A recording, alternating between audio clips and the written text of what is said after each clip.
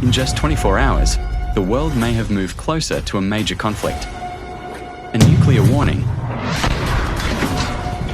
a shocking U-turn, and rising global tension. What happens next? All at once. Let's start with today's shocking update. Trump's stark warning. Iran would wipe out Israel first in nuclear scenario. Grim Trump prediction in Iran war. Israel will go first. Middle East gone without action against nuclear threat. See clip. No weapon. Because the Middle East will be gone. Israel will go first, without question. And they'll certainly take a shot at us before we get our act together and say we got to take them out. You can't let Iran, who's truly a nation of great terror and power. Then comes the biggest twist. Trump's jaw-dropping U-turn on Iran shocks the world. Face screaming in fear, Trump calls Iran a nation of great power and tremendous power, admits we were shocked by Gulf strikes. See clip. Iran, who's truly a nation of great terror and power. Look what happened in the last 2 weeks. They weren't supposed to go after all these other countries in the Middle East. Those missiles were set to go after them. So they hit Qatar, Saudi Arabia, UAE, Bahrain, Kuwait. Nobody expected that. We were shocked. And the other one, they fought back. They could have yielded. But think of it, if we weren't around, they had tremendous power. They had thousands of missiles, most of which we've terminated. They had thousands of drones. They were making drones and missiles all over the place. We've knocked out most of those factories. I mean, now they're sending out 2 or 3 missiles. Now, they've still got some. They might have 8% left. But mostly they've been eliminated. They've been terminated by what we did and what Israel did too. Completely unexpected. Trump flips script, now hailing Iran's leaders as very high IQ geniuses. Faced with tears of joy, Trump praises Iran's very smart players and high IQ people amid ongoing war. Signals push for negotiated end. Trump surprising compliments to Iranian leadership in press conference. See clip. Much more. Only because people don't understand it's a big chess game. At a very high level. It's a very high level chess, the highest. And I'm dealing with very smart players. These are smart people. They don't get there.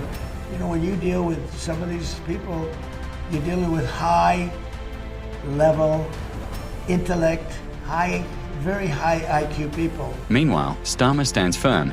UK says NO to joining Trump's Iran war push. Keir Starmer rejects US call for help in Iran conflict. British interest first. No offensive role. See clip. I want to take a moment to set out how we're responding to this crisis and standing up for the British people in our objectives throughout this conflict. First, we will protect our people in the region. Second, while taking the necessary action to defend ourselves and our allies, we will not be drawn into the wider war. And third, we will keep working towards a swift resolution that brings security and stability back to the region and stops the Iranian threat to its neighbours. I want to see an end to this war as quickly as possible, because the longer it goes on, the more dangerous the situation becomes, and the worse it is for the cost of living back here at home. Now, in recent days, I've visited community centres in England and Northern Ireland. And I know people are really worried about what this means for them. And look, I grew up working class in the 1970s. I remember how it feels when you're struggling to make ends meet. It's a knot in your stomach every time the bills come through the door. And that's at the forefront of my mind in meeting this crisis. And at the Oscars, Javier Bardem blasts illegal war at Oscars, echoes Iraq lies in Iran conflict. Javier Bardem at Oscars 2026 calls Iran war another illegal war based on lies.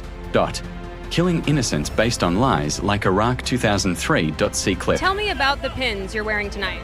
Well, I'm wearing a pin that I used in 2003 with the Iraq war, which was an illegal war, and we are here 23 years after with another illegal war created by Trump and Netanyahu in order with another lie, which is like to defeat the regime, but they are radicalizing the regime by their horrific actions. So that's not the reason, as it was not the reason weapons of mass destruction in 2003. So, and also the Palestine symbolism of resistance. And in a completely unexpected turn, Kai Cenat drops a bombshell. After building an $800 million empire, he says his streaming days are over. Stay watching, because the next headline could rewrite everything. Subscribe for daily current affairs.